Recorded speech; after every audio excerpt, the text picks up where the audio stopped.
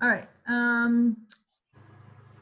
Confirming member, as a preliminary matter, this is Janet Carter Bernardo, Conservation Commission Chair.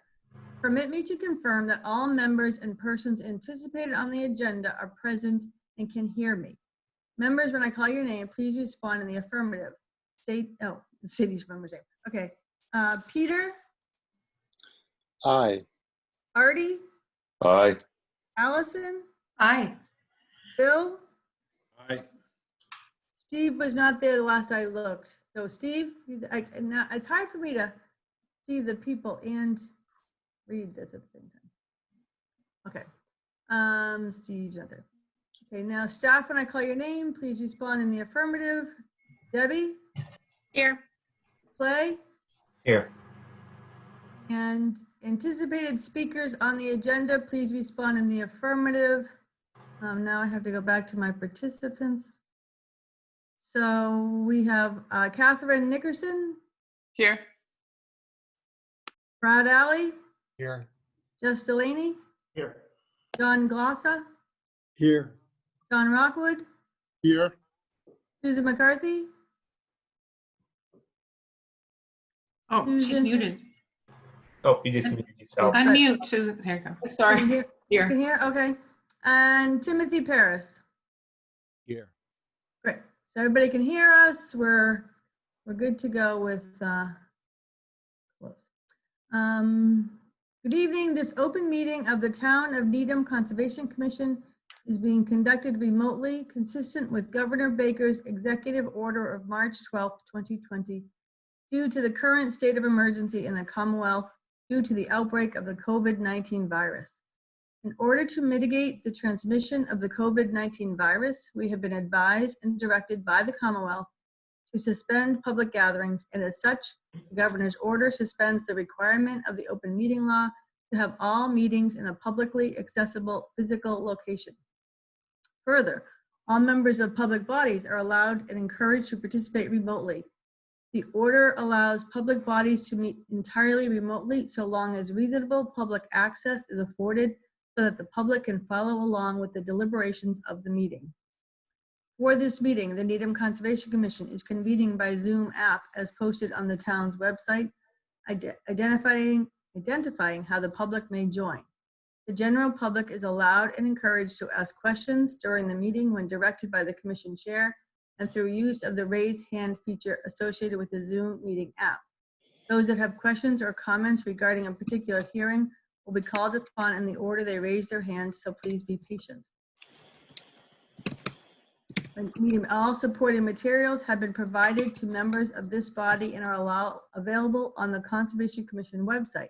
The public is encouraged to follow along using the posted agenda unless the chair notes otherwise.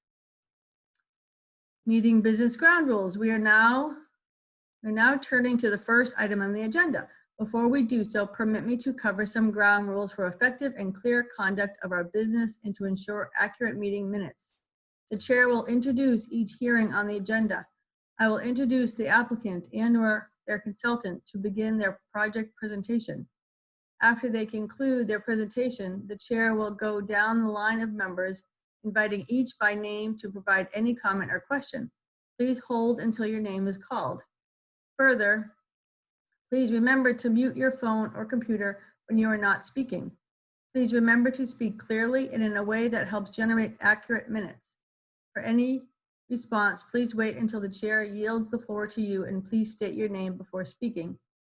Finally, each vote taken in this meeting will be conducted by roll call vote. And this meeting is also being recorded. Is that correct, Clay? You're Yes, muted. correct.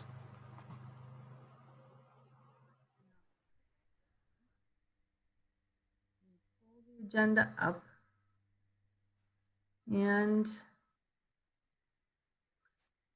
first thing, can we go to miscellaneous business afterwards so we can just kind of go through the hearings? Anybody object to that?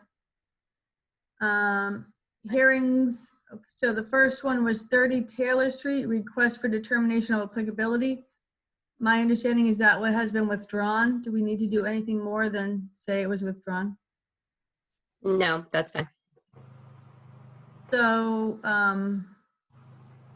Our next hearing is for 24 Lake Drive, DP file number 234842. It's a notice of intent. Is there somebody here that is going to present that? Yes, I'm Susan MacArthur from MacArthur Environmental Consulting, and I don't see you. I'm Oh, here. I can do the video if you want. that would be easier, maybe? Or are you gonna pull up your drawing or anything? Okay. Maybe, I don't know, Clay, do you have what I sent you? Yep, we do have, we have the plan set, so if you'd like us to pull that up, I certainly can screen share that. Okay. Yeah, that would be great. I can get started. So I'm here with Catherine Nickerson, the homeowner applicant, and Tim Paris, who is the engineer for the project and prepared the stormwater report, as well as Mike McKay, who is the architect from McKay Architects. And I think Mike is here. Anyway, so this property is 24 Lake Drive in Needham, and it's currently, there's a one-story wooden frame house with an attached garage and a paved driveway. The property moderately slopes toward the backyard. Yeah, you can see. And then, whoops, at about elevation 67, it steeply drops down to the wetland in the back.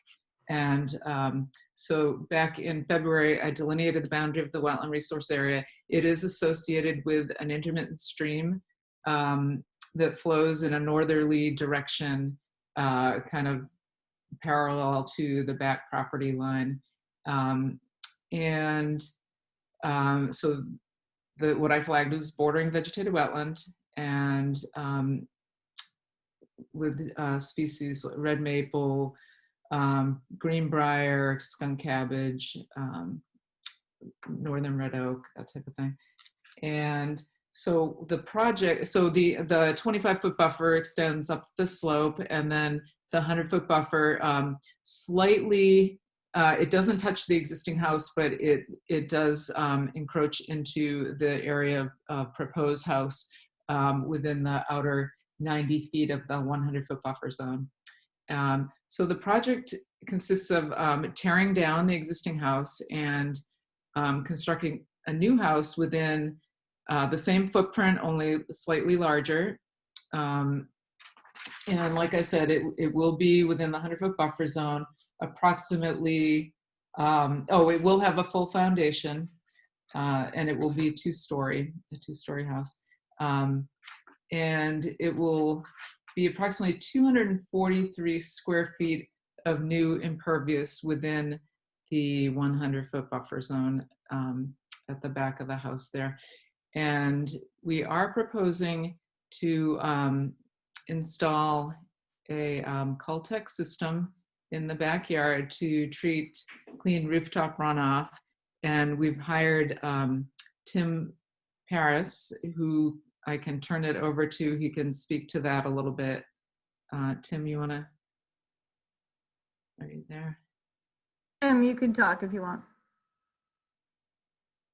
Hi, Tim Paris. What we did was collected the roof runoff with roof leaders from the downspouts.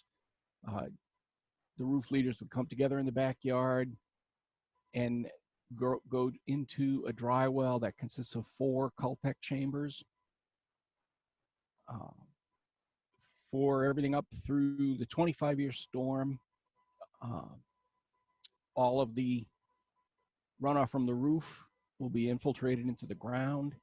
There's a very small bit of overflow in the 100-year storm, which would come out of the downspouts from little openings, a T or a Y. You can see in that small detail there in the center of the screen. at the bottom of the downspout, just above the ground, leave an open Y shaped fitting on the downspout. And if the chamber fills all the way up, which unless the chamber had failed, it should operate right up through the 25-year storm by infiltrating everything. But for a storm as large as the 100, there'd be 0.37 cubic feet per second coming out. So a very small flow would overflow out of that, flow over the backyard and down into the wetland. But again, there is only designed to be any overflow in the 100-year storm. The post-construction runoff from the site, due to the infiltration that we have, will be decreased in all storms.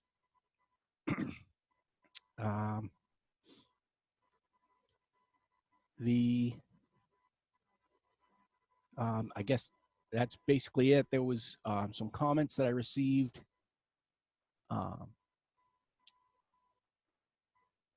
actually today. We were able to make some revisions to this plan, so they were all fairly minor. The called out chambers, the Cultec chambers, on the details were just called out as R150. They're intended to be R150 XLHD, which is a little tougher chamber. So in case during construction there's any equipment that drives above the infiltration system, they'll be safe. They're not going to collapse. There was another revision where the typical dry well connection detail had it labeled that there was only 3 inches of stone above the chambers. However, the detail of how the infiltration system was constructed said 6 inches, and the calculations were based on 6 inches. So I've revised that in the typical construction, the typical dry well connection detail.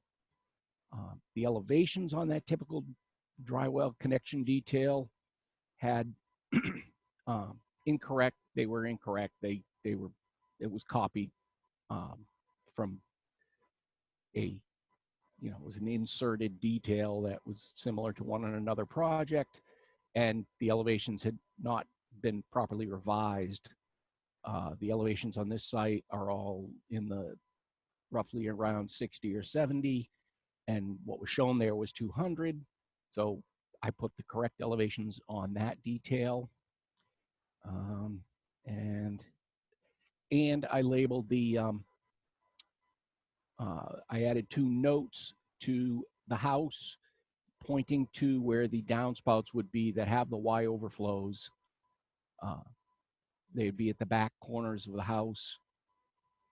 And there's 2 new notes that weren't on the previous plan. I believe that's everything. Great, thank you. No problem. I have just a couple of questions. Is the, I should probably allow the various commission members to ask questions. I will, but is the backyard currently a lawn, or is it woods, or are there any trees?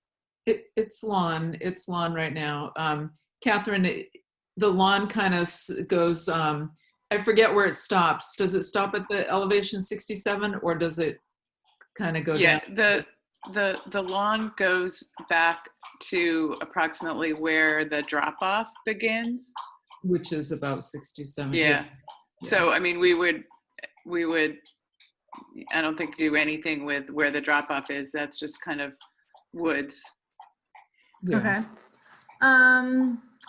And you realize that there is a cold water fishery behind you. It is kind of a rare thing for this area of the state. I think we had somebody come in and have a little talk to us about it on the Soci property. So it's just more an informational thing. than anything, to let you know that there are fish spawning in that. And so the owner of that property behind you will be very much paying attention that nothing is posited in that area Yeah, that could yeah. impact the cold water fishery. Right. We actually know them. They're wonderful, and Yeah. we wouldn't do anything to Good. interrupt their ecosystem. Good answer. And we are proposing an erosion control barrier.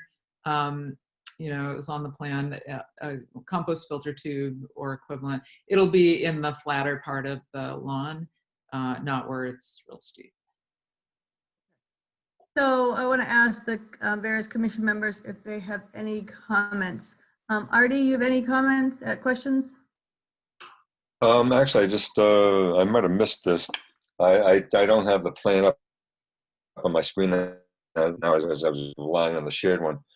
Just wanted to verify what's happening with trees. How many trees are coming down? I'm sorry if I missed that part of the conversation. How many trees were coming down? How many trees are being planted? No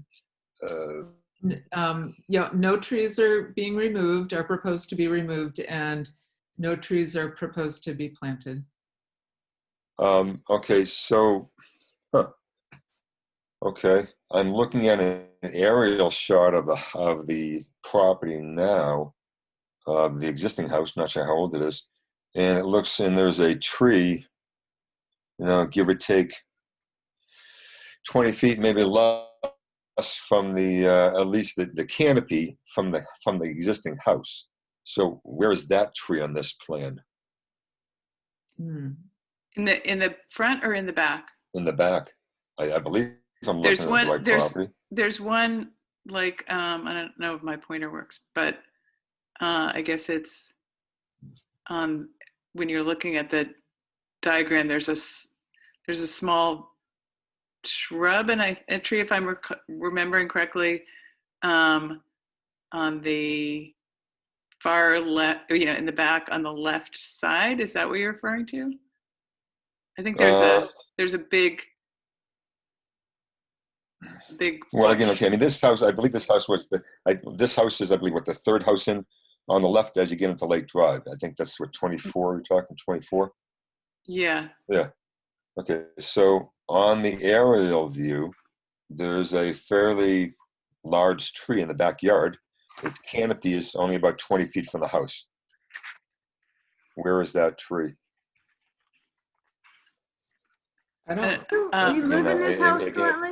No, it's not livable. Jess, I don't know if Jess can comment. He lives across the street. He's our builder. Who's just on the line? Yeah. I can, if I recall correctly, because I was out there, I had to do soil tests for the infiltration system. If you are at the house facing towards the wetland, to the left, I believe it was a rhododendron, fairly large, off the left corner of the house, a little ways back, just to the left of where we did the test hole. And then there's that large tree that you can see. I don't recall just how big it is, but it's roughly at the trunk is roughly near the top of the slope. And I think it was a little off center of the house to the right. So it's probably 15 feet off the corner of the infiltration system. So it's not coming down anyway. Well, And no, the but rhododendron's beautiful. Yeah. I don't see it in the plan. I see a tree in the aerial. I don't see it in the plan. I mean, the distances here are, it's, again, as I said, the canopy is, 20, 25 feet from the back of the house. That puts the trunk 35 feet. I wonder 40 feet from the back of the house. Where's that tree? When was the I wonder when the aerial was taken, because one of the reasons the house is not one of the reasons the house is not livable is that there's roof damage from a tree that came down, and so I'm just wondering if those are true and related. I can actually pull up a couple photos if you'd like from just kind of the drive-by site visit that we did just to when we confirmed the wetland line. Yeah, there is, I'm seeing what Artie's looking at, and it does look like there's a large tree in the back, but if maybe it And fell on the there's a house. couple, I mean, there's a couple of trees back there, matter of fact, not just one, there are a couple of them back there. That You have a- I don't see, and there's one kind of right-hand half of the house dead back, 35, 40 feet to the trunk. Then there's another one to the left. It looks like it's probably a much smaller tree. But again, I don't see any of that. I don't see any of those on this plan. Oh, you have a photo you can pull up? I have Google Maps on. I mean, Yeah, I if think that's what I was looking on my phone, but if Clay took a photo recently, then that will help. okay. I mean, if you want to share the screen, I can show you. Yeah, if you have something pulled up, Sue, you there should be a button at the. Yeah, yeah. Um,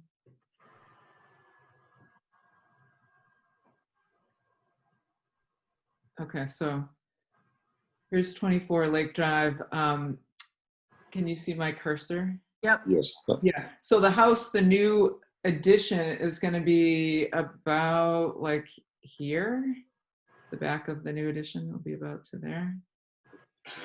Beyond. But where are those trees that were in the backyard? I understand maybe one damage, but where there's at least 2 trees there. Where are they on the plan? They weren't picked up with survey on the plan. But I mean, we're not proposing to go near them. Keep in mind the canopy is pretty large. The bole of the tree is probably like, somewhere over here. Yeah, I mean, those trees are sort of after the downslope. The flat part is here and is the grass, and then the trees are where the property heads down the slope towards the wetlands. Hmm. So again, my concern is they're not showing on the plan if they're still there. They're not showing on the plan. If they're not still there, why are both of them gone? And so again, if they are still there, how does that affect how does that relate to the Cultex? And if they are still there, how does that affect? Is there any relationship to you are going to build a house, then you're going to come back later on and ask us to take those trees down because they're too close to the house or something like that? So I'd like some answers on what's going on there. I mean, we can take a measurement of where the bole of the tree is in relation to the existing house. Get some measurements, sure. I don't know about getting survey back out there, but we could certainly. Is if you can kind of eye it with measure it from the back corners of the property of the house, of the existing house, and then kind of swing a measurement. Mm-hmm. I mean, this is something that we're finding that's happening more and more, is that everyone comes in and says that they're not taking out a tree, and so then they find that the trees are too close to their house, and then they get anxious. So we're trying to take care of that beforehand. So if a tree needs to come down in the future, you take it down at this stage and replace it appropriately instead of coming back and telling us about it. Yeah. So, okay, we'll keep that on. Allison, do you have any questions or comments? No, I don't. Bill? No. Peter? No. Did I get everybody? I had one. And I do have those photos ready now if you'd like me to just put a photo of the backyard. Yes, please.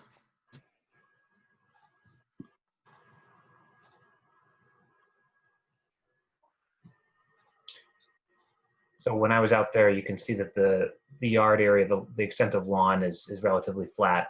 And there isn't vegetation in the lawn area, but once you get to the top of the slope, there are mature trees back there.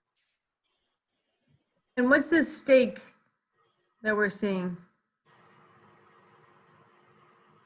Can anybody tell us?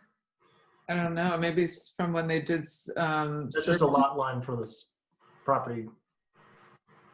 It's a lot line. It's not a corner of a house or anything. It's not, no, it's just the stake out of the lot. So there's a big tree back there. And so now, any more photos, Clay, before we move away from the photo? Janet? Yes. That big red oak, which is what it looks like, it's at the top. The only thing that would affect it would possibly be the new Cultec, but I think the Cultec are a little bit to the right. I mean, it's a little bit hard to tell, Yeah. but it might be within the canopy of the tree, in which case I think it's definitely in the you don't want to canopy. destabilize it, that's all. It definitely seems like it's well in the canopy of the tree. Oh, this is the backyard from the top of the slope? Correct, yep. What's that dirt area in the back there, the dirt area closest to us? Is that, Yes, looks like that was where the test pit This is was a dug, test. which is where the Cultec chamber will be. that's just a test pit, that's all it was? Okay. Looks That's like a it. test That's pit. correct. So, did anybody that's on this call dig that test pit? I did. Tim did. Did you find any tree roots when you were digging it? No, it was all clean sand. Okay. And is that where the infiltration system's gonna go? Roughly, you can see on the plan how it relates to the location of the, it intersects with the, it's just to the side of it there. That rectangle with the X in Yep. it, Yeah. that was the test hole. So the tree, it looks to me like the tree is kind of near where the number 67 is. Yeah, it's at the top of the Yes, slope. that's about where it would be. But the canopy is about 35 feet from the back of the existing house. The canopy.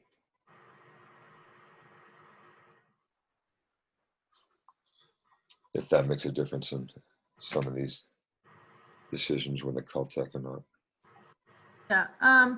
Well, the Cultec system can be brought closer to the house.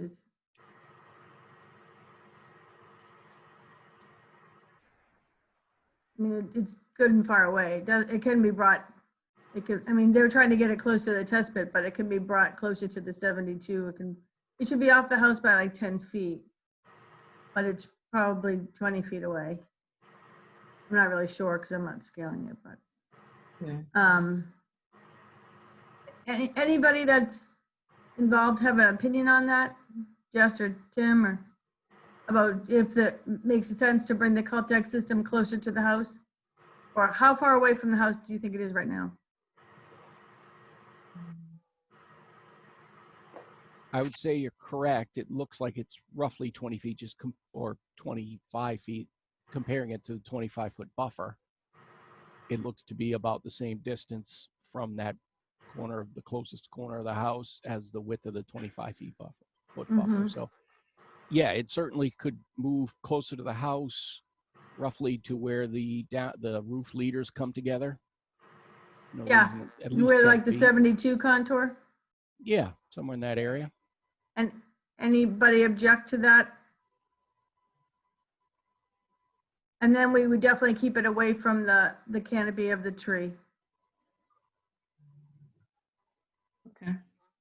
Artie, is that satisfactory to you?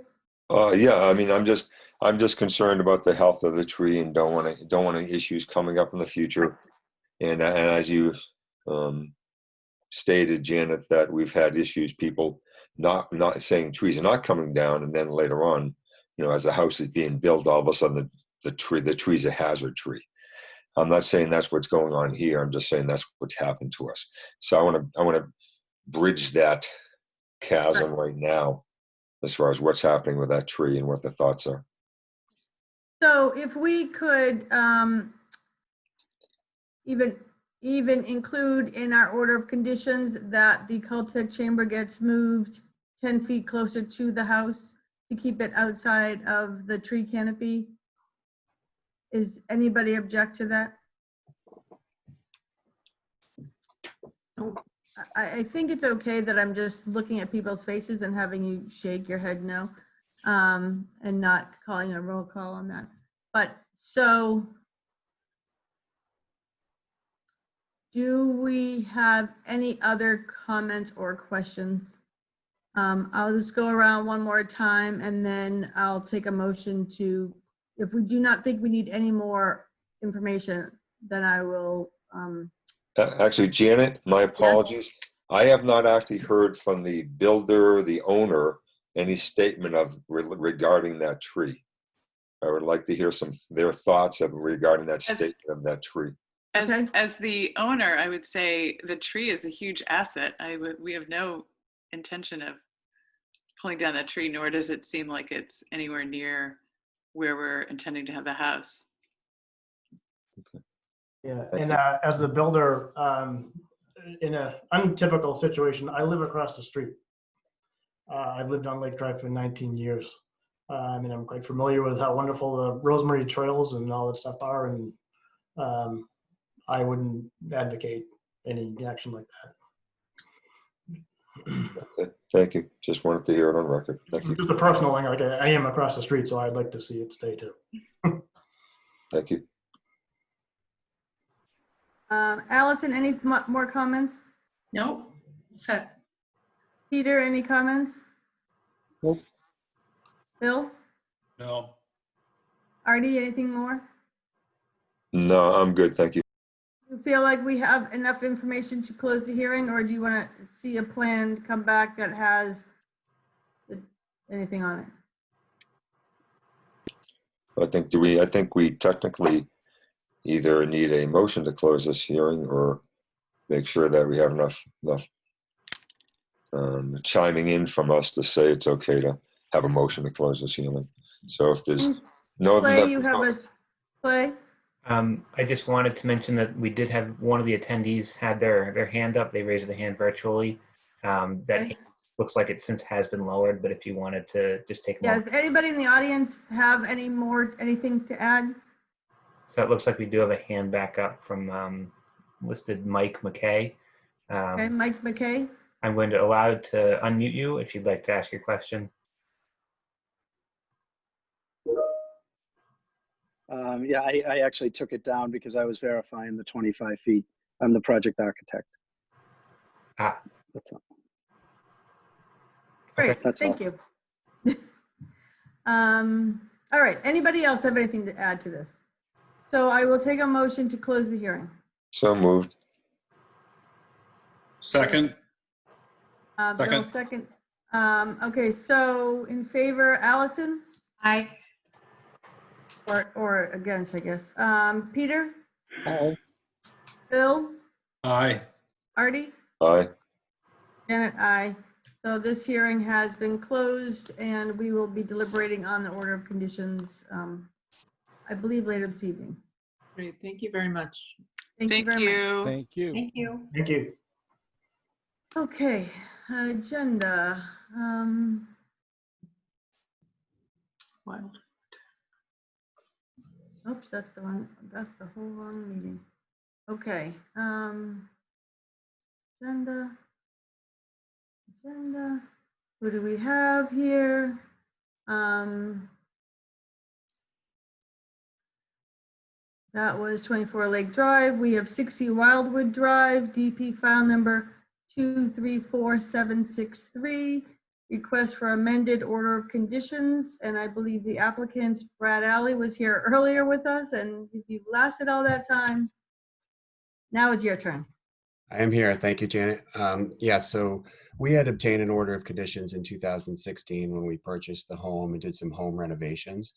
And last year, you'll recall probably the commissioners, I had come before you on behalf of my wife and I to amend the order to do some pond management related activity and so forth, which has been ongoing.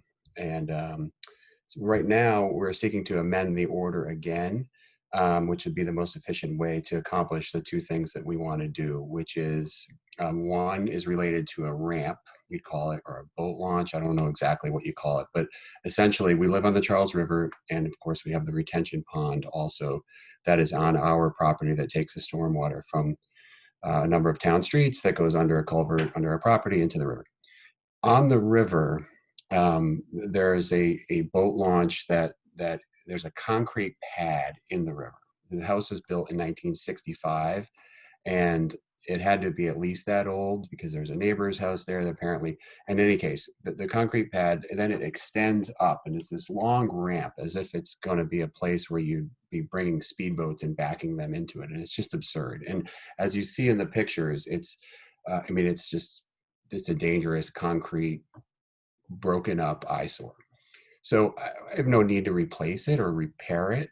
I wanted to remove it, and the vast majority of it, and that's 140 impervious square feet that we would just, there's grass all around it up and leading to it. So we would just replace it with sod and blend it in. And then there's a little strip at what would remain of the top that's a little banged up as well, but that would be helpful to continue to have, and we'd need to have that. And so we would just kind of patch that, that's all. So a little bit of a repair job there. And of course, like I proposed, we would put the erosion controls, we'd stake them, it'd be the compost filter tubes all around. And the concrete that exists on the pad that we would remove is pretty broken up, as you can see in the picture, such that, I mean, I could lift some of the pieces up right now. We'd have to, break up a few pieces and, and then just wheel them out onto the street and get rid of them. And like I said, fill it, topsoil, and sod. And then the second piece of what we're proposing, it relates to the inflow culvert that goes into our pond. So water comes from the town streets through the culvert, as you can see in the picture, and it has a few rocks on one side of it that would almost serve as a little bit of a head wall, but it's really not much, and it's kind of, it is an eyesore, frankly, but also there's just nothing supporting the front of the wall. So we wanted to do is just put a head wall, essentially, that would go right around the culvert and into the side and just taper down. And it would look aesthetically nice from our house looking to the culvert or across the pond, and would really serve a nice benefit as well of preventing erosion, of continuing down into the area of the pond where the culvert comes in. So those But are it's not a structurally, it's not a structural head wall where you're pouring concrete and everything and have it designed by a structural engineer. You are putting rocks basically as a facade to make it look better. A little bit of both. I mean, so we've been in touch with the town engineer and got the specs that the engineering department uses for head walls.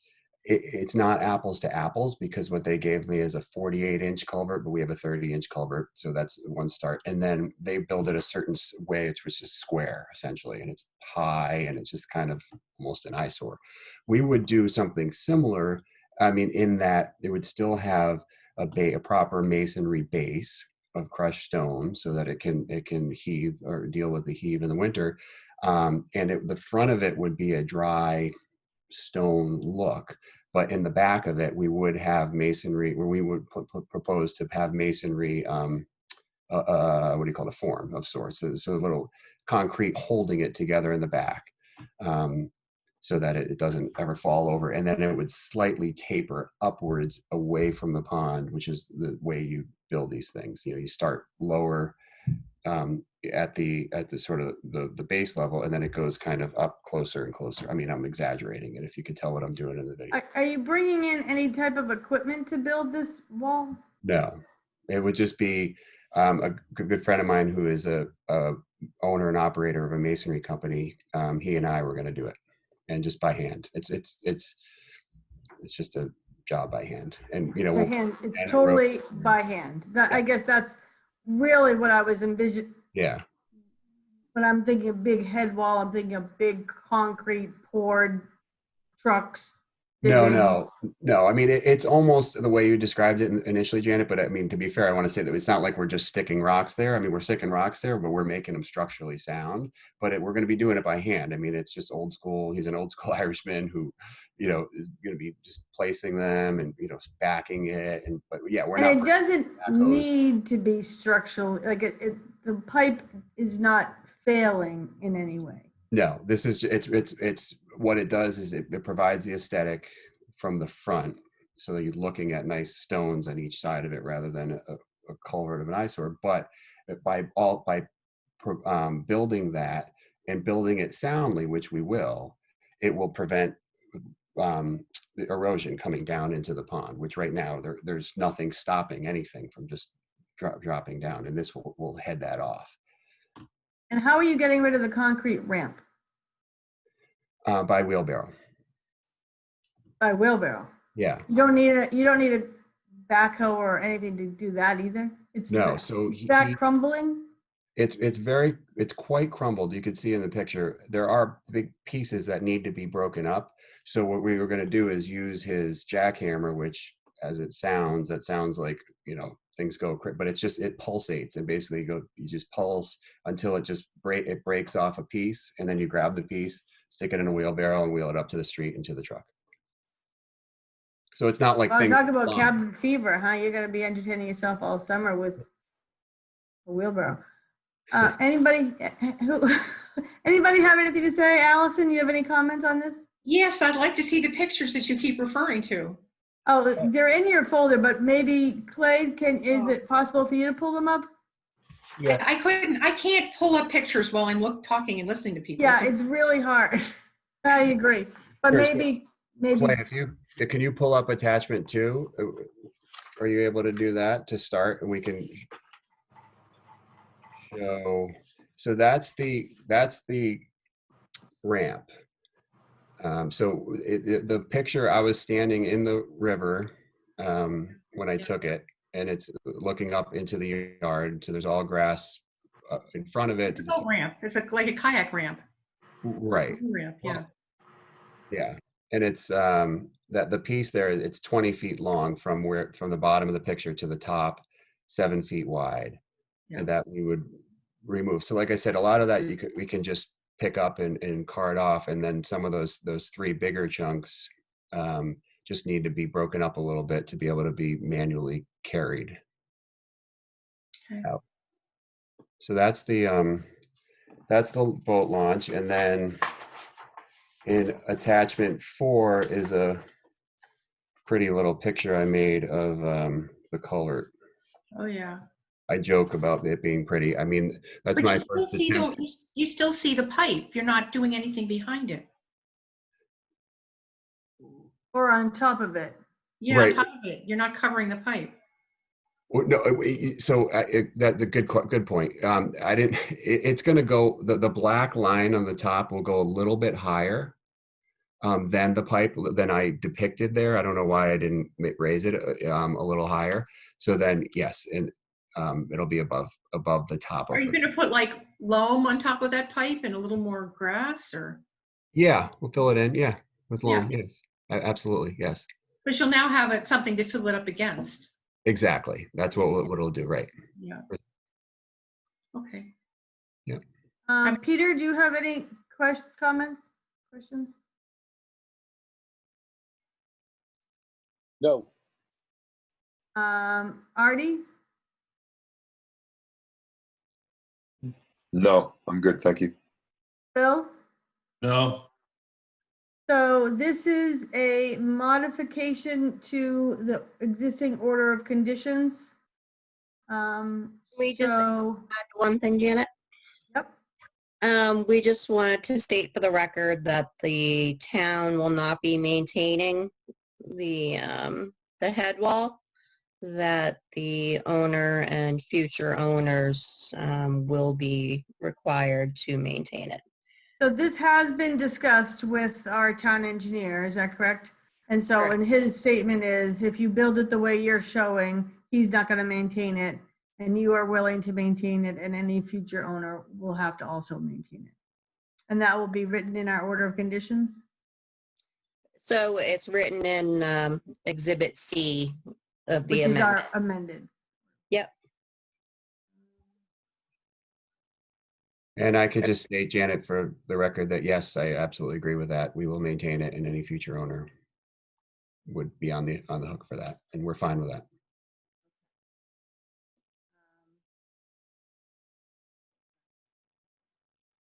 Okay, yeah, you guys all went away. So, all right, so I guess we have to approve the, the request for the amended order. So that's You what have we're to looking for. close the hearing. Oh, okay, we opened the hearing, now we're closing. First, we need to close the hearing. So I Yeah. need a motion to close the hearing. So moved. Artie, thank you. Second. Second, Allison, thank you. So in favor, Peter, Aye. Bill, Aye. Artie, Aye. Allison, aye. Janet, aye. So we've closed the hearing. And now, do we vote on or do we wait for that? I emailed you guys a So copy. when we review your Exhibit C is when we vote for it. Okay, so we'll vote for it at the end after we've gone through all the other applications. Yeah. So thank you very much. Do you have any other questions? Oh, I was supposed to ask if anybody in the audience had any questions. Oops. Anybody in the audience have any questions? You. So thank you. And we Thank you can all very much. I appreciate it. move on for that one. Okay, now we're just on the Brookside Road projects? Those will probably take a little longer, so I want to make sure that nobody else is in the audience waiting for something. There shouldn't be. Okay. So our participants are now just, we're up to, shoot, I lost you guys. Where did you go?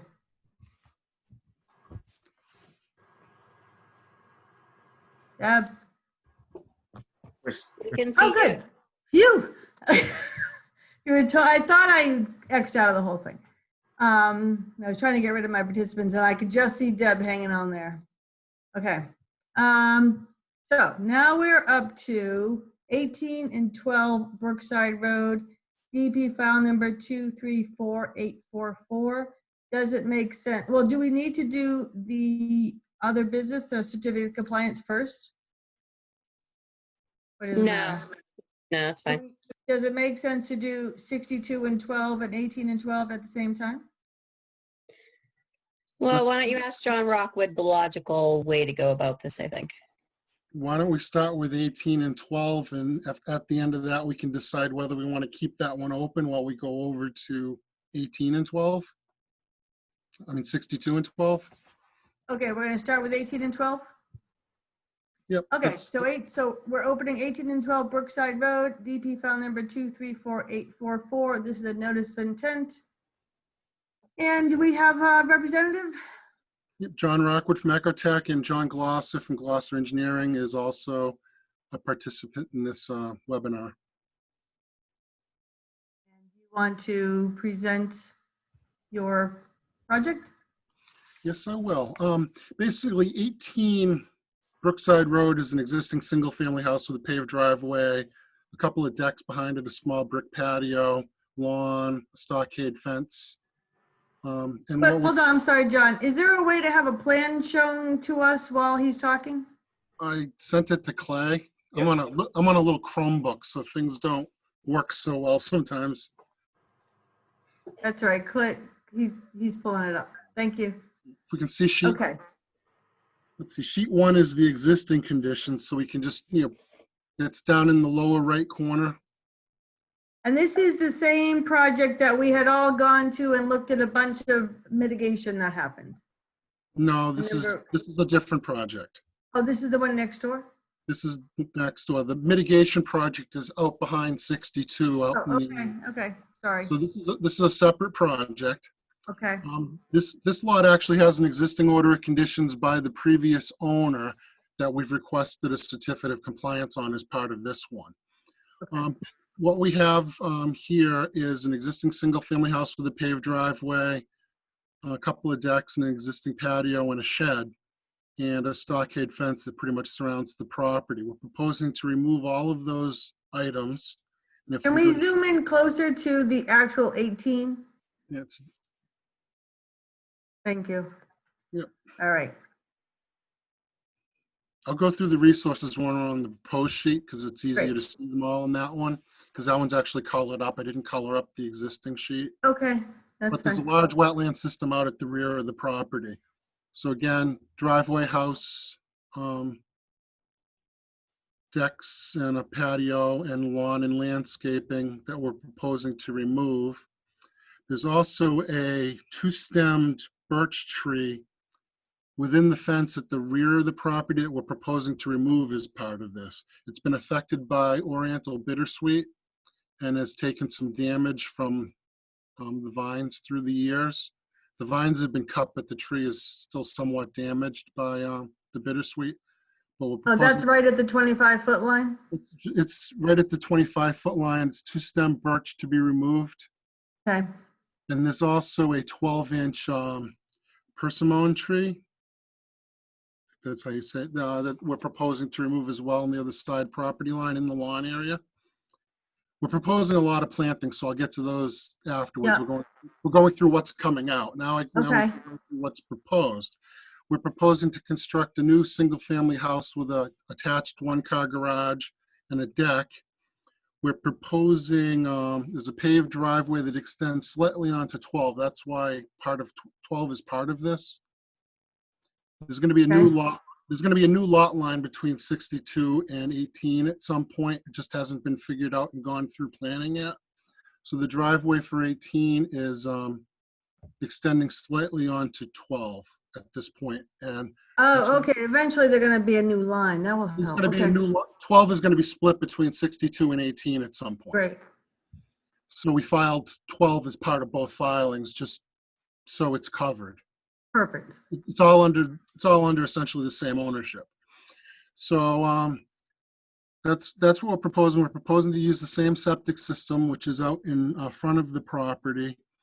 And we're proposing to put a stone sloped retaining wall outside of the 25-foot buffer zone and a foot-high berm coming up the right side of the property. And what we're going to be doing is there's some hemlocks that are planted just on the 12 side. Those are going to come over and go on the berm at the southern part of the site.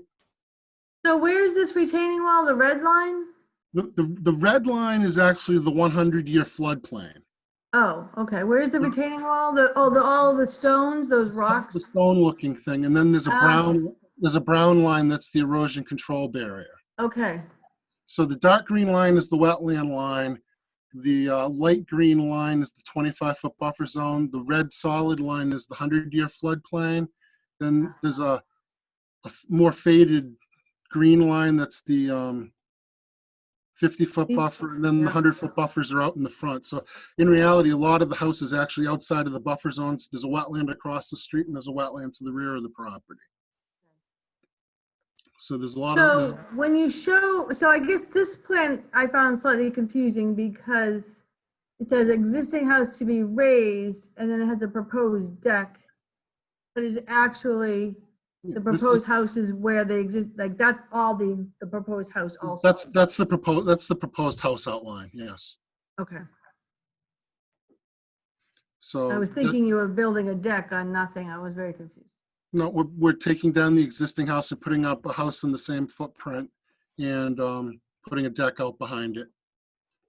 Okay, And then there's just there's installing the retaining wall to establish a sort of permanent limit of work to prevent creep in the future. And as part of this project, we're also going to renaturalize the 25-foot buffer zone. We're proposing to plant 20 shrubs back there and 30 ferns and two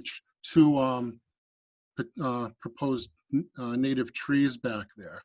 they're We're shown also- on the next plan? They're shown on this plan sheet. The PTs are the proposed trees. Oh, all those little guys, okay. And if you move the plan down slightly, there's actually an arrow that leads to that area that identifies what's proposed to be planted there.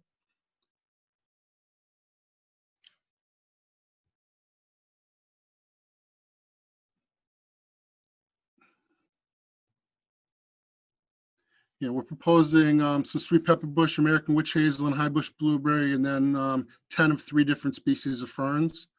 back there and a couple of native saplings.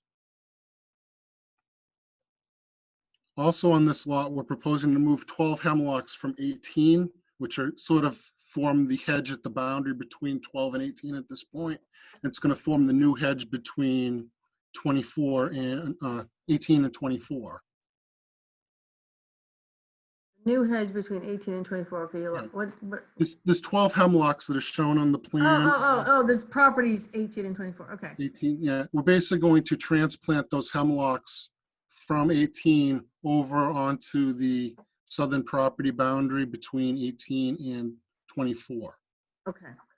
And then there's also some PT shown. I believe there's 18 proposed saplings to be planted on the property, in addition to the hemlocks. So the house that's coming down and going up is almost out of, is basically just in the 100-foot buffer and almost out. There's a wall that's going up at the 25-foot line. Yep. Some grading, and the rest of it is plantings. The rest of it's plantings, yes. With 2 trees coming down. 2 trees coming down and about 30 proposed saplings, 20 shrubs, and 30 ferns being planted. Also, actually, that's on the other site. There's a large maple out behind there, but that's part of the work proposed at 62. So I'll get to that. The maple somehow is on 62. The maple's on 62 just because of the way the lots were cut out in the past. But we're basically just going to go in there and take the dead wood out of it. It's a 36-inch maple. It's large, and we just want to maintain the large trees so they remain vigorous and healthy. And large trees like that tend to have some problems as they age relative to their conditions. So, but I'll go through that. Is there one more plan here? There's a drainage plan. Basically, the project has 3 Caltech units proposed behind the house to address 1 inch of runoff off of the surface area of the roof.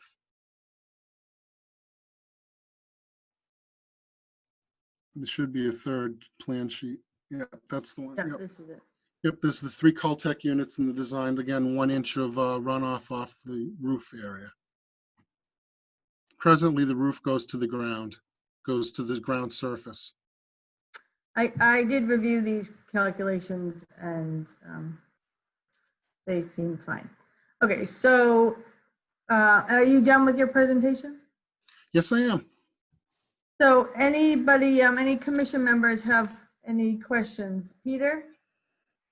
No. Artie? No, I don't have anything right now.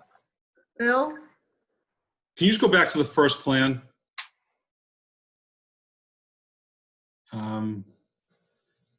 Where that retaining wall is, you said that's staying or is it going? It was hard to. The retaining wall is being constructed. There's a sloped lawn right now. Yeah. It's just going to be a 2 to 3 foot high retaining wall just to level up the backyard a little bit. On the down gradient side, it says existing lawn. Are you going to keep it lawn or is that just going to be replanted? On the down gradient side, that's all in the 25-foot buffer zone. Yeah. There's a small area of lawn in the 25-foot buffer zone between the fence and the 25-foot buffer zone line. Yeah. Downgrading to that is where we're going to do the 20 shrub plantings and the 30 fern plantings and the 2 saplings. So that's going to be renaturalized, that whole 25-foot buffer zone. Okay, thank you. But the fence is staying? The fence is coming down. Oh, the fence is coming down. And so from the wall to the wetlands is going to be all renaturalized? It's going to be open and renaturalized. I do have a photo of that area if you want to see where the plantings are going to go. Okay, well, Allison, first of all, Allison, you have any comment on this? Just one. There's a comment that I had trouble seeing where it was, and it's a berm is called out where there are hemlocks, and I can't tell where it's going to be. It's along the southern property line. It's on the right side of the plan. You can see where those contours just bump up about a foot. It's right. They're basically creating a foot-high berm there to plant those hemlocks on. And why are you doing that? It's a landscape screening tool. That's all. creating a rock boulder wall and then putting a foot of fill on the property side of that Mhm. 1 foot high wall, just Okay. to elevate the hemlocks a little bit to provide better screening. Okay. What's on the other side? Another house? It's just another property, yes. Yeah. 24 Brookside is located there. Okay. Because we're taking down the 6 foot high stockade fence there. Yeah. and Yeah. We're putting a natural So how fence. big are those hemlocks? They're 4 to 6 inches in diameter Really? Good at the luck. base. So they're pretty good size. They've been moved once before and they're all doing very well. They come in with a tool and just, With the Vermeer? With the Vermeer. I didn't hear you. It's a Vermeer. That's it makes a ball and it just lifts it up like this. Yeah, Yeah, it's a Vermeer. Vemeer. Okay, it's a landscape company that does it, and they've moved. Yeah. They used to be on the boundary between 62 and 12, Okay. and when the owner purchased 12, he moved them from there over to the other side of 12, and now they're getting moved over to 18. I'd like to see pictures of the, in the 25-foot buffer where you're going to be planting. Yep, Deb has those. Yeah, I know. Deb is gonna pull it up. That's it. There's just some herbaceous materials there at this point. Is there invasive Hey, species? you have that picture. There were there's some Oriental bittersweet there, and the owner talked with Deb at some point in the past, and the bittersweet was removed. Yeah. It seems to be doing fairly well back there presently. There's Okay. just these goldenrods and some other herbaceous materials Oh, back it's there. open. It's pretty open then, yeah. Okay. Yeah.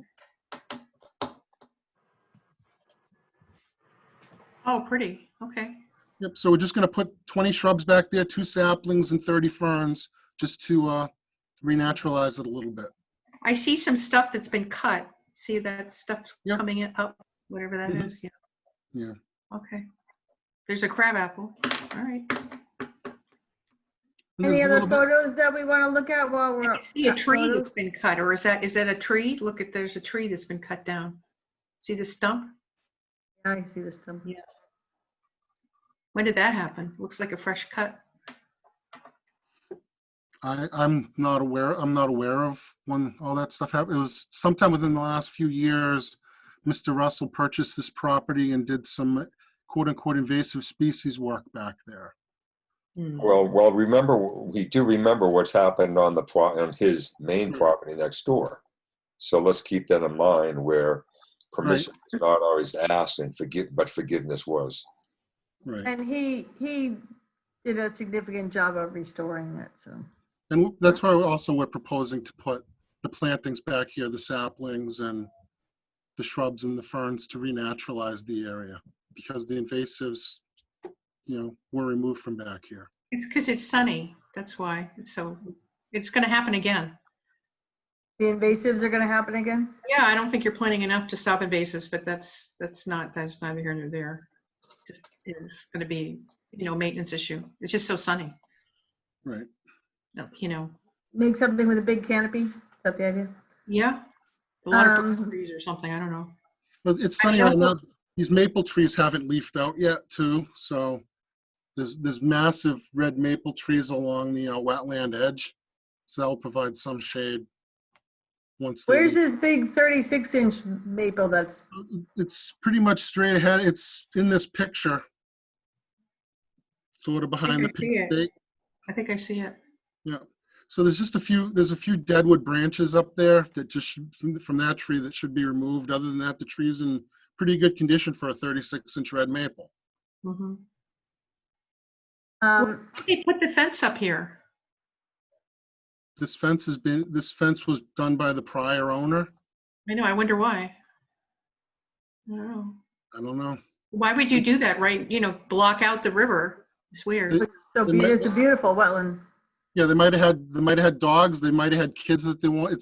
It's completely surrounds. It contains the backyard, so they might have had small children.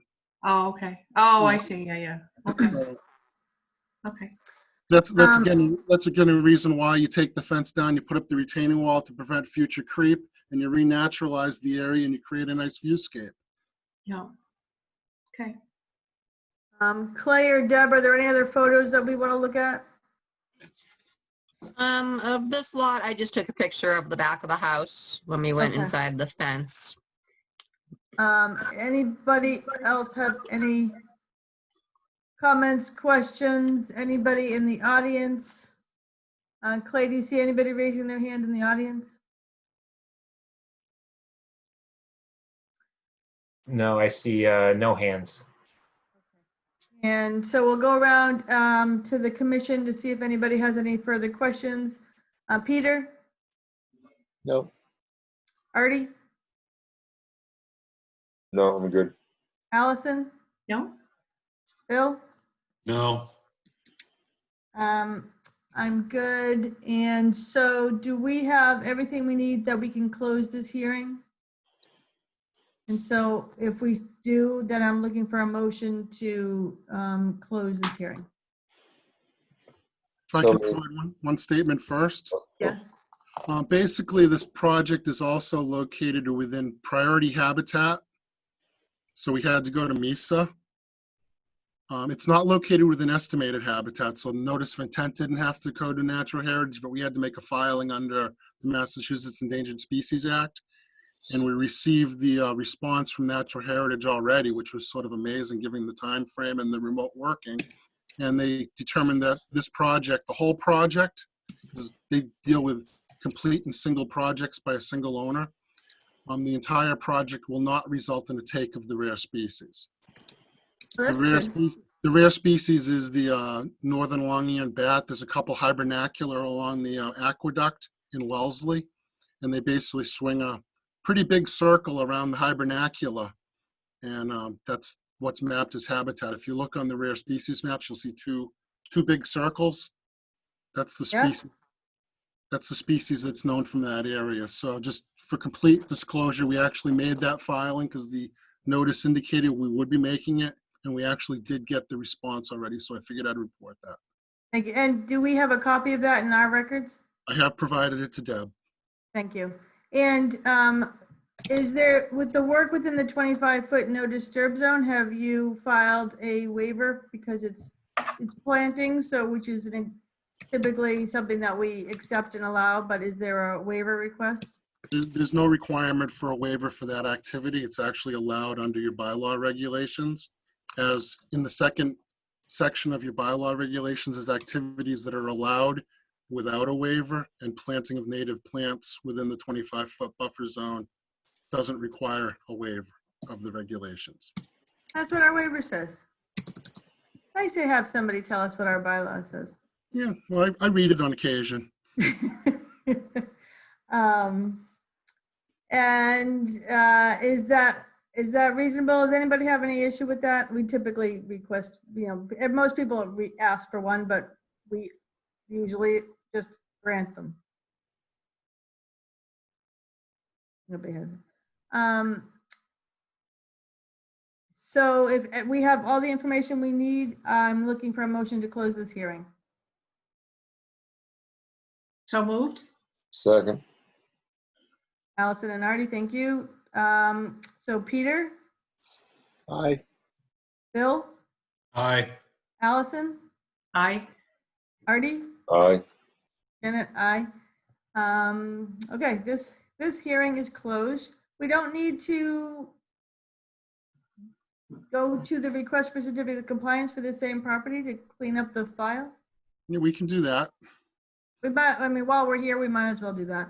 Right. So as an other business, it is 18 Brookside Road, DP file number 234831. You are requesting a certificate of compliance. Do you want to explain why you're making this request? We're making the request because we're basically, we submitted the current notice of intent to do a project on this property in the portions of the site where the previous order allowed work. The previous order was basically a addition and a deck off the back of the existing house. And the work under that order was never started.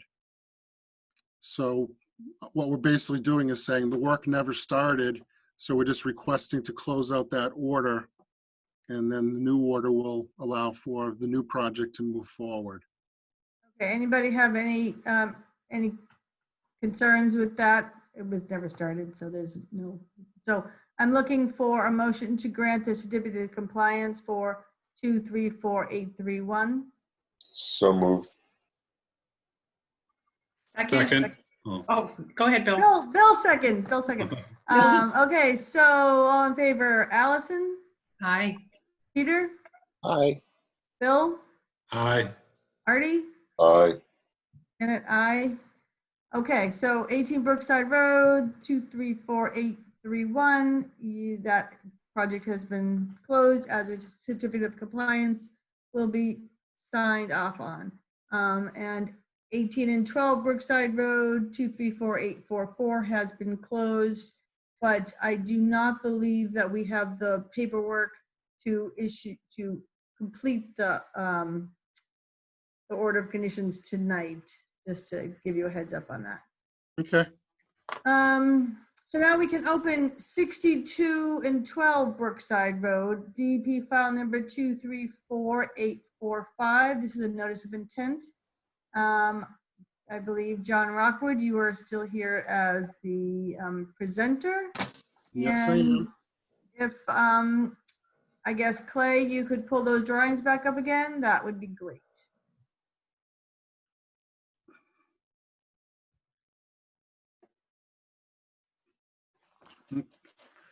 Let's go to the existing conditions for a second. First, the first sheet. Okay, basically what this is, there's an existing house that's split between Wellesley and Needham. We filed a notice of intent in Wellesley because we're proposing work in Wellesley. We met with them earlier this evening relative to the portions of the project that are within Wellesley.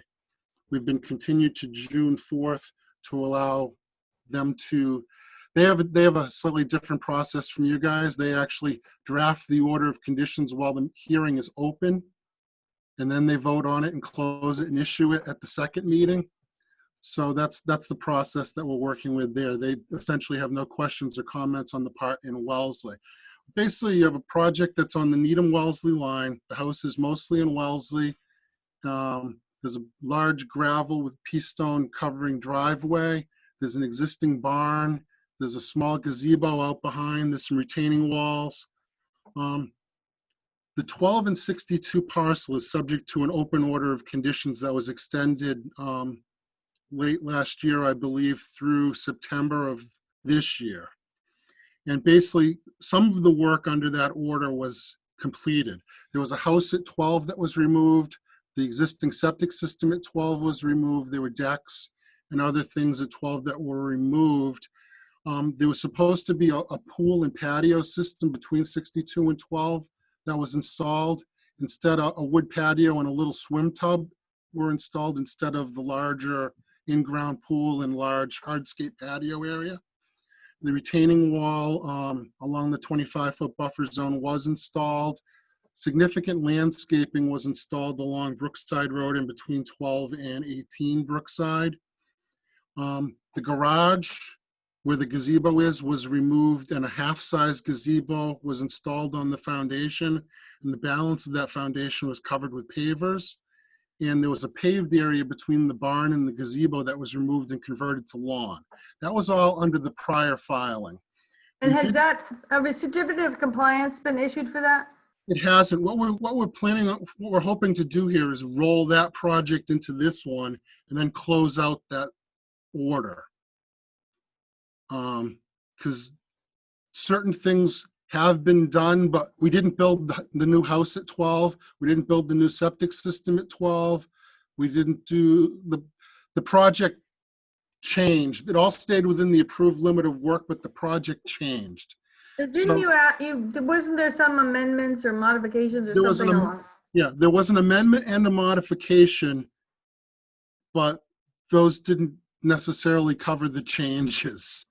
All the work that was, we would have had to amend the order of conditions in order to get a certificate of compliance. So we're essentially amending the order by filing a new order, filing a new notice. Okay. And then we'll close out that order and move forward with this project under the new order, if that makes sense.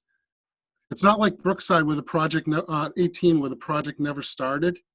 No, that was very easy. That was easy. This one, we would have had to have, requested essentially an amendment because we would have been out of compliance with the order, even though we didn't exceed the work zones. The work that was proposed wasn't done. If you get my drift. It's less work, right? It's a lot less work, and Yeah. instead of a large hardscape pool with a hardscaped area, it's just a very small.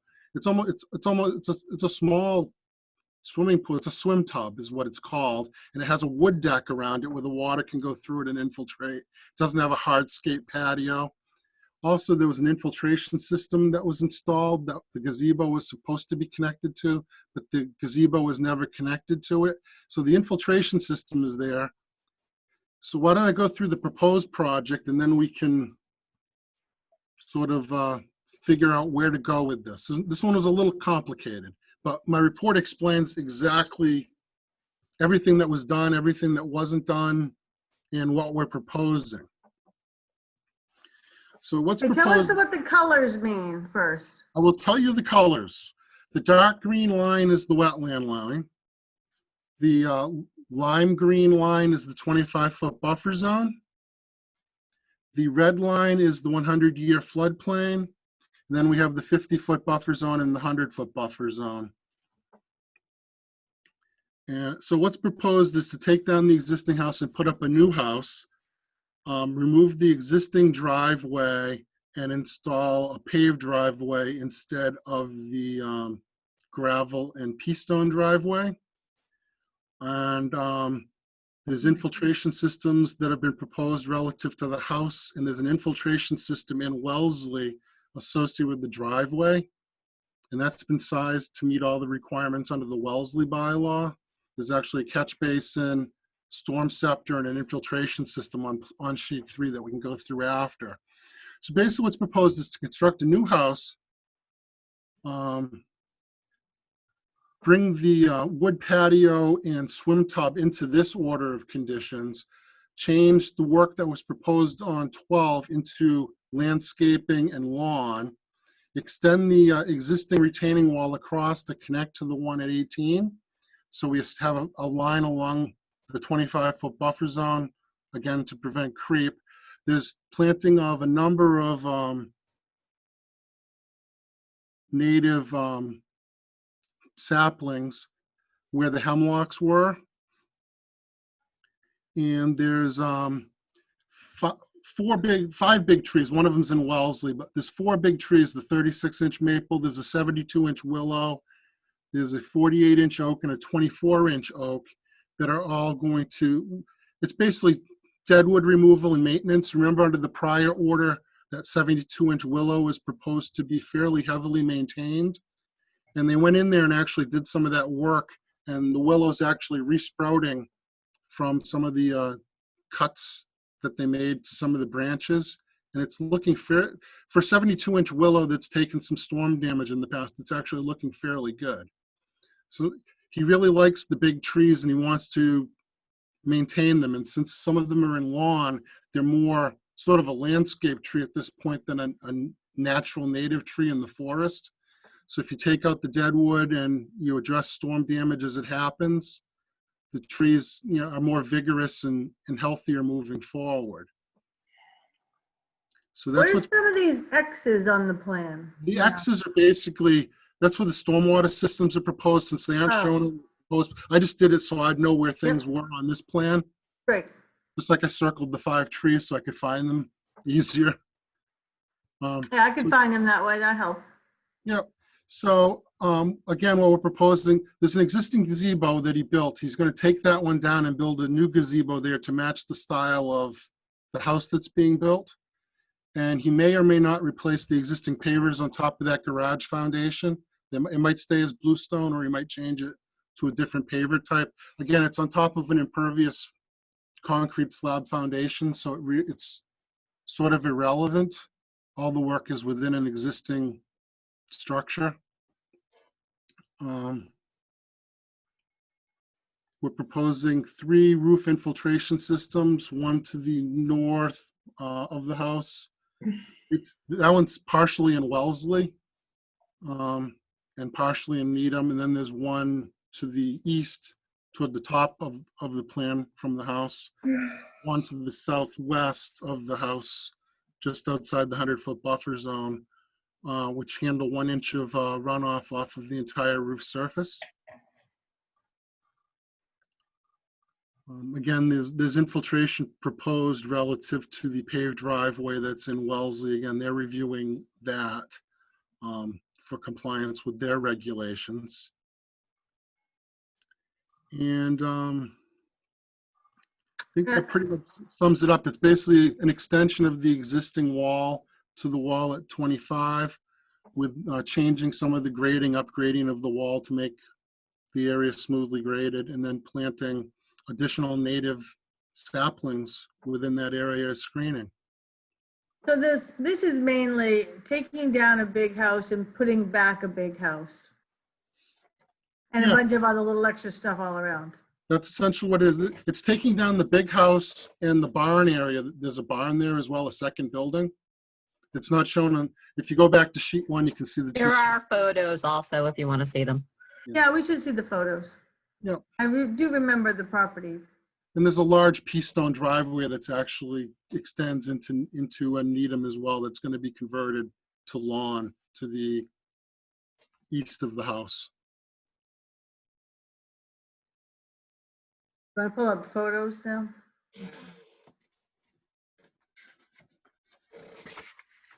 So we're looking at what are the stakes?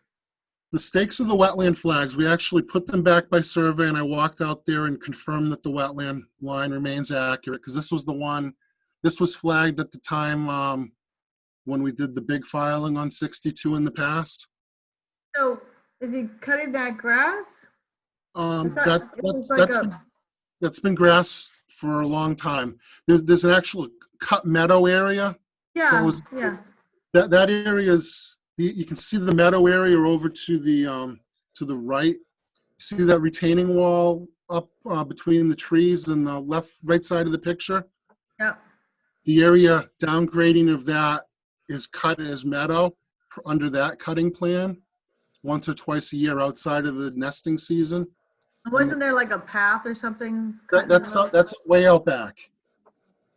This property goes, way out towards the back of the picture. On the right is that upland peninsula that goes out there where the trees were removed. And is this the gazebo that he's going to take down and put back up? This is the gazebo he's going to take down and put back up, yes.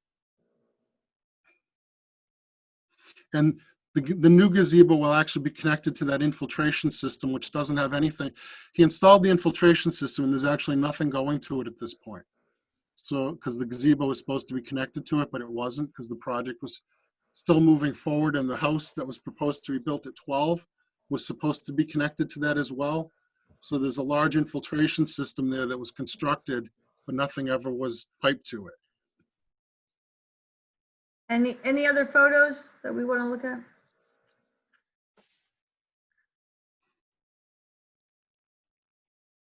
That's the barn area out behind the house. That's the back side of the existing house with the retaining walls, landscaping, and you can see the pea stone driveway. It's a fairly substantial pea stone driveway on a compacted gravel base.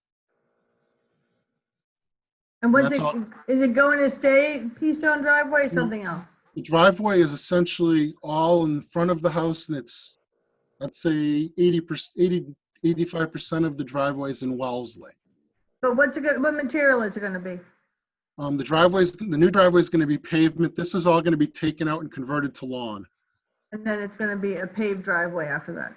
That's why they have that whole stormwater system attached. That's why they have the elaborate stormwater system with the storm scepter and everything up front, yes. And this is the barn, in theory, that is coming down? Yeah, that's the barn, and that's where the main part of the proposed house is located, in that general area. So the whole house is moving, I guess, to the south. A very small portion of the house is going to be in Wellesley, and most of the houses in Needham. Presently, probably about 60% of the houses in Wellesley, and 40% is in Needham. So you met with Wellesley tonight, and did they have to say anything to? The only thing that their DPW is currently reviewing the stormwater report. There was a stormwater report that I included in all the filings because there was an O&M plan for 18 and there was an O&M plan and the driveway calculations, even though it's in Wellesley, because we figured you want to look at them anyways. Well, I saw the O&M plans. I saw the calculations for the house infiltration systems because they were kind of on the plans, Right. but I didn't see it for the driveway. But I decided it was because it was in Wellesley, so I wasn't supposed to see it. Those calculations are actually, the calculations in Needham are fairly simple. It's 1 inch over the surface area of the roof. Yeah. Whereas you actually have to do HydroCAD and whatever in Wellesley. So there was actually a stormwater report included as part of the notice of intent For Wellesley. for Wellesley. And it was included as part of your filing as well, just for completeness. Yeah, I didn't. I guess. It's part of the text document. It's not part of the plan set. Okay. That's fine. I decided that it was in Wellesley anyway. Yeah. Your DPW engineer is reviewing that for accuracy. And we'll have to, if there's any changes required, we'll have to make them. So, all right, anybody have any comments? Bill? You're on mute. Yeah. Can you explain the septic a little bit? It says you're going to keep the tank, but that leaching field looks like it's fairly close to the 25-foot buffer. That's an existing leaching field. I can actually let John Glosser talk about that. He's the project engineer. Okay. The idea was to keep the existing septic tank and field and just have it tested because it's properly sized for the house. I'd be shocked if the Board of Health allowed a system for a new house to be 25 feet from a wetland. I know John, that they're you're not on changing. mute. John, you're on mute. There. I'm unmuted. Yes.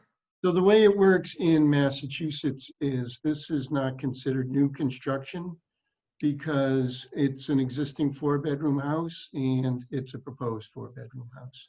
So what has to happen with the leach field is that it has to be inspected by a certified or DEP approved Title V inspector. And if that system is functioning correctly, then it can stay. As far as the septic tank goes, I think the septic tank, I forget what we decided, but the septic tank will either be inspected or if it ends up being damaged during construction or if it's too close to the foundation, there'll simply be a new septic tank will be installed.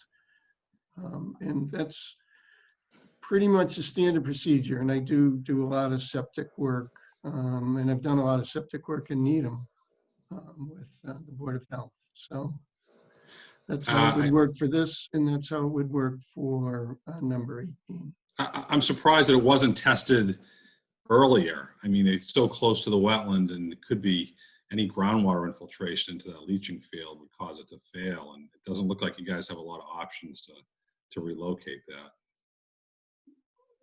Well, if it needs to be relocated, we'll handle that when the time comes.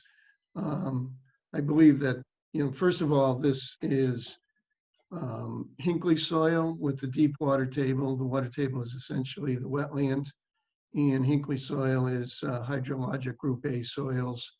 Perk rates here would be most likely 2 minutes an inch. So if it has to be done, then it'll be done, and it'll meet the regulations of the town of Needham and of Title V. And I think there are other locations on this property where we can do that. But yeah, you're right. It does say that if there's no increase in flow, that you do not have to replace it. But the setback is 50 feet from a wetland for a leaching system. So from a commission standpoint, and I know a couple of the commissions, this might be the time to push to have that relocated. I mean, with the amount of nitrates and how that can affect a wetlands area, that setback is very, very close for a new construction project. It's Yeah, not new. So as far as, this, and I don't want to be argumentative, but it's just the words in Title V, this is not new construction. So I understand it's a new flow, house, right. but by Title V. Yeah, it's not. but while you're out there digging around the whole area, this is a good opportunity to replace that field. I think Bill has a good point. To get it further away seems like it's environmentally, it makes sense. Right, but the setback to the wetland is not criteria for failure of that leach bed. Right, Title Yeah. V inspector would not fail that system because of. No, its- we're not saying that the system's failed. That's not what we're saying. We're saying that the system's very close to the wetland and this is a good opportunity. Because how old is that system? You know? I don't know, to tell you the truth, but the owner has told me that about 10 or 12 years ago, it was inspected and passed an inspection. But I don't 10 know. or its 12 years age. ago? Yeah. Yeah, I mean, it probably would pass inspection, but it certainly, I know I can appreciate the owner has been very conscientious about the wetlands and the environment and wanting to have nice plantings and to reinforce things. So it seems like it would be a good opportunity while there's all that other work is happening on the property to replace that instead of having to go in another 10 years and rip everything up because now it's time. Yeah, Janet, considering, as you said, the owner has done so much to preserve the property he loves, because we know how much he loves the property. And proximity to the wetland is not the definition of defining the failure, but failure will then define the effect on the wetlands. So I know that, you know, as you were saying, John, that the 4-bedroom staying a 4-bedroom, and I know this doesn't legally change anything, but I'm curious, how many bathrooms are in the old house? How many bathrooms are in the new house? Again, I don't want to be argumentative, but I have no idea. Title V goes by the number of bedrooms. It has Yeah, nothing to do no, I with understand. the number of I know, I realize that. But again, as Janet was saying, the owner would probably relish the opportunity to change it now versus being, you know, regretting it 10 years, 12 years down the road to have to do something then. It's probably better to do it now. He would probably feel the same way. Yeah, I can certainly pass that on to him. I mean, it certainly makes sense, but, you know, there's only so many decisions, you know, that I get to make. I just, You know, a typical septic system lasts 20 to 30 years now. 40 years according to the DEP. Well, I think some of the UNH research that they put out is maybe the newer ones that go in. I don't know about the one that was here, but said to have more 20 to 30. But again, I can't stress enough that I think that's awful close to the wetlands. I think this is a perfect opportunity to change it. Maybe we don't have the legal authority to do it, but you know, the effects of a septic system on a wetlands area. I think this now's a time that really should be addressed. Again, can't require it, but surprised that it wasn't part of the plan on a new construction house. Who was sharing that plan just then that took it down? That was me, and I can put it back up if you would like. Just until we finish what's going on, please, Clint. I mean, we're probably minutes away from finishing it, but. I guess I would like you to present the concept of moving that system outside of, you know, so it's 50 feet outside to the property owner. And because we won't be able to issue an order of conditions tonight anyway, because we haven't finished the paperwork. We can leave this open and be prepared to issue next time. but we would like to hear the property owner's opinion on leaving that septic system at the 25 foot. I mean, the whole having it have a 2-minute perk doesn't make me feel any better that it's next to the wetland and it's rapid infiltration and it's just adding, you know, nutrients to a beautiful wetland system. That any way we can protect it is in our best interest. I will certainly talk to him and express the commission's opinion, and that, you know, it would be, you know, perhaps in his best interest in the long run to, as you said, to take care of it now rather than wait until it fails and worry about it then. So, I think that's the perfect way to phrase it just then, John. okay, I will do that. Thank you. Anybody else? Anybody in the audience? Is there anybody out there that might be raising their hand, Clay? I do not see any raised hands. So anybody else? So I'm just gonna go back through quickly. Peter, you have anything to add? No. Allison? No. Bill? No. Artie? No. Okay, so if it's acceptable to the applicant, we would just like to leave this open till the next hearing. We can be prepared at the next hearing to have an order of conditions written. Deb and Clay, I hope that that's okay with you. And to get a response from the applicant about moving the septic system outside of the 25 foot, outside of the 50 foot. That's fine with me.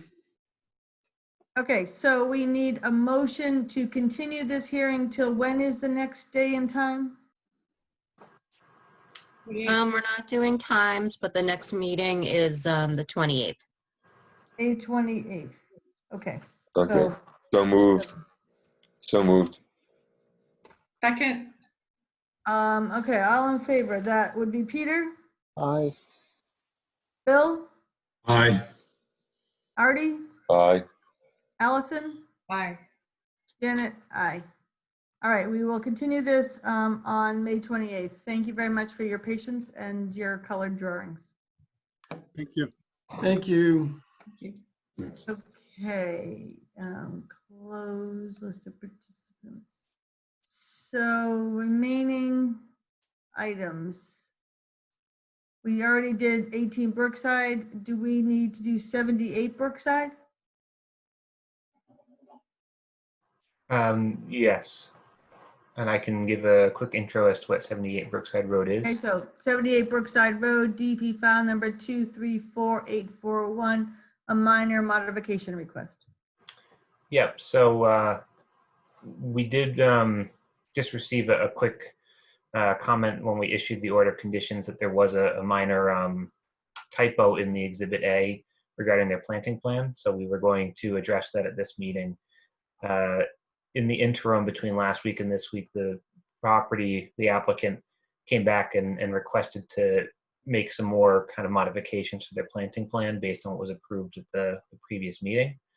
I sent out relatively, unfortunately, late today, and I apologize, a couple plan sets that they had forwarded, and I can pull those up now just to review those changes.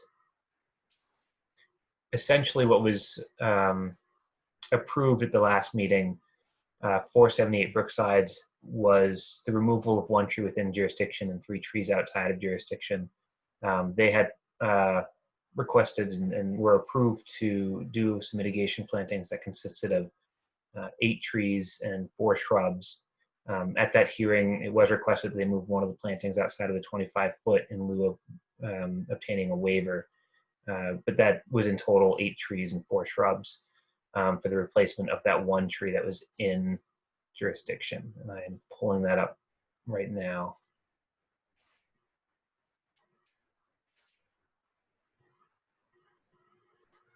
So this was the approved plan. It was requested that this tree just be moved kind of back beyond that 20-foot line They had 4 pin oaks, and originally they proposed 4 green ash, but as a condition, based on your recommendations, we approved these to be 4 red maples instead. In addition, they have 2 black chokeberries and 2 high bush blueberries. What they are currently proposing under the minor mod, and this is the tree here within jurisdiction that needs to be removed to accommodate the construction of the new house, in addition to this tree, and this tree. What they've come back to propose was a small reduction in the number. It would be 4 trees and 4 shrubs. Again, the same species that were approved at the last meeting. It would be 2 red maples, 2 pin oaks. It would be 2 high bush blueberry and 2 chokeberry, all kind of planted along this property line between the 100 and the 50-foot buffer zones. So do you have any issue with this, Clay, in your opinion?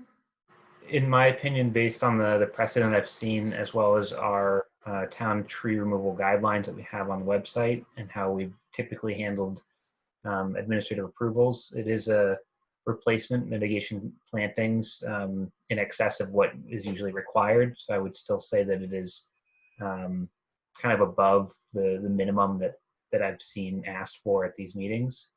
In this case, the 1 tree within jurisdiction being removed is being replaced by 4 trees and 4 shrubs, which is still, in my opinion, acceptable. Okay, anybody have any comments regarding this modification on plantings? Peter? No. Bill? No. Artie? No. Allison? No. No. All right, good. So we can approve the minor modification. So I'm looking for a motion to approve the minor modification for the plantings at 24841 or DP5. So moved. Second? Second. All in favor, Peter, Aye. Bill, Aye. Artie, Aye. Allison, Aye. Janet, aye. Okay, so that, did we cover all the things? And we have no meeting minutes at the moment, and we have an enforcement and violation update. Yes, 185 Brookside Road. We Okay, had on issued, Brookside Road tonight. Again. yes, I know. So we had issued a permit last year, I believe, for a tear down and a rebuild. And we recently got a request for the health department sent over for us to approve a irrigation well that they wanted to put in. And I recalled that I hadn't been to the site since we issued the order for our usual pre-construction meeting. So I went by the site earlier this week, and the house was almost completed. There was no erosion control in. There was no pre-construction meeting. And it looks like they did clear beyond the limit of work that was approved. I talked to the owner yesterday. The plan was by Field Resources. So I asked her to contact them to come and stake out where the erosion control is supposed to go, install the erosion control as soon as possible, and then get back in touch with me. And then we would meet out on the site with her contractor and her and see where we're at. So they're not doing any site work anymore. No, the house itself is just outside the 200-foot riverfront area, so they are still allowed to work on the house. But I stopped work on the rest of the property beyond the house. Okay. You need us to do anything? Not right now. I think until the erosion control line is kind of odd. They had it follow along what was the limit of lawn. The lawn isn't there any longer. So I think that I need to have that so that I can figure out exactly what they have done in violation beyond there. So I will come back to the next meeting with a report of where we're headed. Okay, thank you. Yep. Do we have any other business before we? No. So we have the order of conditions for 24 Lakeside Drive, or, right? That's the first thing we're going to talk about. Sure. And we received 24 Lakeside Drive. We have can you send us something? Yes, it should have been sent about 3 o'clock today, I believe.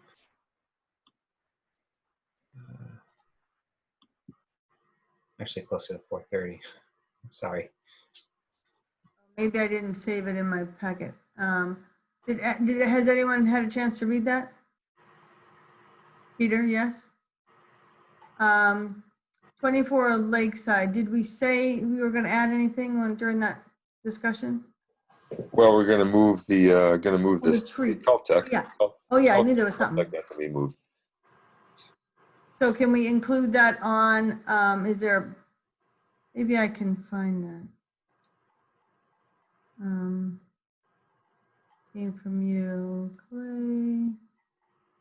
Clay. 24, okay. Gee, willikers, so many things.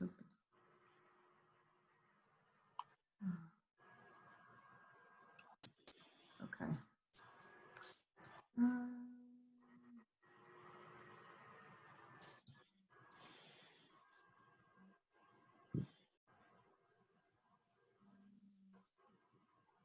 It's hard to do this, getting all these things in the right spots. All right, now I have it in front of me.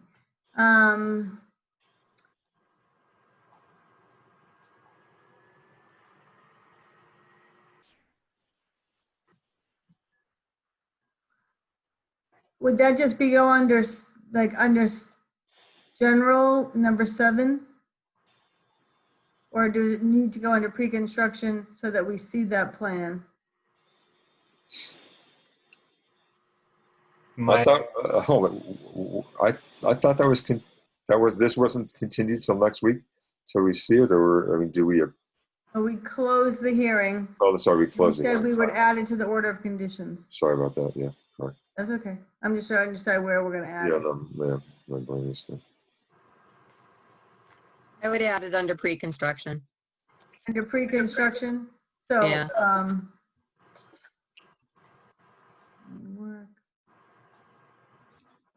So it will become a copy of the approved plans. Should it become just include it with 8, or does it become a new 8? Does other people have this in front of them? Yeah, I mean, 8 certainly talks about a copy of the approved plans.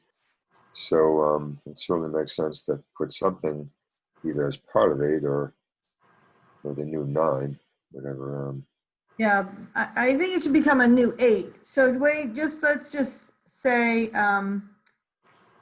the proposed Caltech system will be moved 10 feet closer to the house from the location shown on the plan.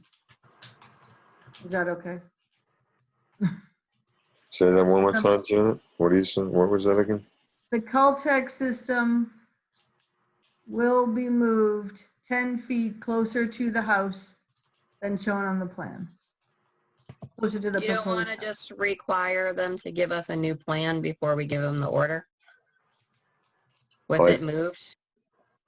With the new location on it? Well, 8 says a copy of the approved plans. But we didn't say that to them. Okay. When they left, so they don't know to do that. I mean, it's just moving it 10 feet, so it's not particularly tricky. So I think we just need to say it so that it happens. But is that an acceptable thing to say? Yeah, I mean, they can show it on the as-built when they come in for their COC, the location. Yep, and an as-built, yeah. is that we already require an as-built, right? Yes, we do. And they have to list any deviations from the original plan. Okay, that's perfect. So if it can, I think becomes a new 8 and then they include on their as-built. All right. So any other comments about this order, Exhibit A for DP file number 234842? Peter, you're satisfied? Yes. Allison, are you satisfied? Yep. Artie? Yes. Bill? Yep. So can I have a motion to approve the order of conditions as amended? So moved. Second? Second. Artie. Okay, all in favor, Allison? Aye. Peter? Aye. Bill? Aye. Artie? Aye. Janet? Aye. Okay, so this order of conditions has been issued. We can close that. Okay, so 30 was withdrawn, that was 24. 60, we have to do, for 60 Wildwood, do we need to, is there something written, this request for amended order? So of I conditions? emailed you an Exhibit C, which essentially goes over the projects and has a special condition that they are going to maintain it, that the town is not going to maintain it, and it will continue in perpetuity. And they also... Did this say that everything's going to be done by hand? I didn't No say heavy that equipment? in it. I can add that if you want. Yeah, I'd like to say, make sure it says that there will be no heavy equipment, all work to be done by hand. Okay. And they did a waiver request for work in the 25-foot. And they also requested the waiver fee. So this is really an improvement to the wetland resource area. How do people Yeah, feel about they're it? removing 140 square feet of impervious, and they're helping any erosion situations going into the pond from the area around the culvert. So what do people, if people have an opinion? Anybody? Do I have to go around and ask each person individually? Or If is we have- everybody okay with If granting we have the an waiver? opinion, no, I don't think you have to do that if we have an opinion. Yeah, well, an opinion on whether we should grant the waiver and grant the waiver fee. I don't think you have to go around asking any of us. We just need to raise our hand or something like that. State our opinion. Okay, so can I have, so do we do the waiver first or do we do the amended order first? Yeah, do the waiver for work in the 25-foot and waive the waiver fee before you issue. Do we have any more comments about the order of conditions that is written here? No. Okay, so can I have a motion to waive the work within the 25-foot, to approve the waiver, I guess? Motion to approve the waiver. Second. Okay, all in favor, Allison? Aye. Peter? Aye. Bill? Aye. Artie? Aye. Janet? Aye. Okay, so a motion to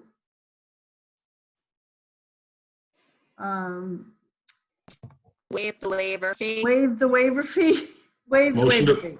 Motion to waive the waiver fee. Second. All in favor, Allison? Aye. Peter? Aye. Bill? Aye. Artie? Aye. Janet? Aye. Okay, now we have the amended order of conditions, which we just added the Exhibit C. no heavy equipment, work with any other comments. Can we have a motion to issue the amended order of conditions for DP file number 234763 as amended? Actually, did we, I mean, we're amending it, adding the no heavy equipment. Yeah, that's But, how, well, I mean, well, it's there anything amended because to they look already at have an in order there of first conditions, so it's actually amended, and then we've Oh. adjusted it. Sorry. Got it. We've Sorry. changed some, we've edited it. Okay, got it. My apologies. No I make problem. a motion to approve the amended order of conditions for 60 Wildwood Drive, Needham. Second. Oh, Oh. Bill. All in favor, Allison, Aye. Peter, Aye. Bill, Aye. Artie, Aye. Janet. All right. That was 60 Wildwood. And anything remaining? No, we did the other ones. So we just have to, we just have to sign, is that true? We're all done? We just have to have the signatures again, right? Yes. So, I and that will, has worked out in the garage? I think so. I need a reminder. I'll send out an email. Sorry, I didn't last time. Thanks, I Deb. forgot to remind myself. We to forgot remind to bring it the last time. I rely heavily on your reminder, Deb, so. Okay.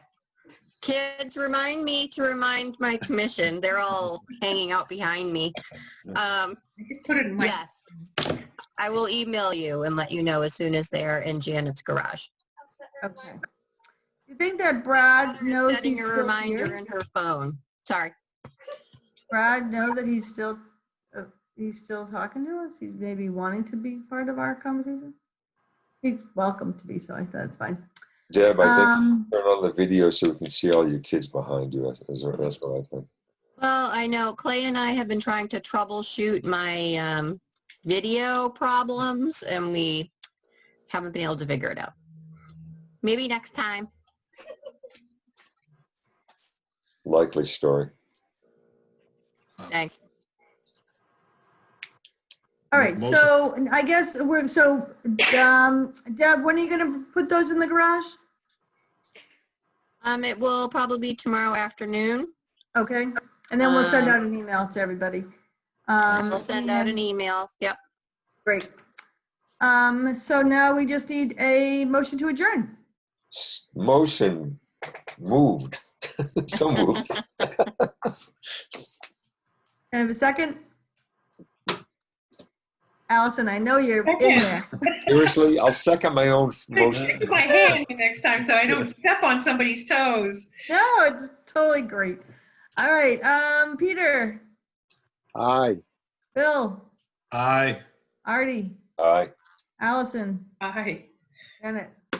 Great. Night, everyone. Thank you very much, everybody. Great. That was Bye, guys. inspiring. Good Thanks, weekend. guys. Thank you. Thank you. Have a good weekend. Thanks. Bye, guys. Bye. Bye.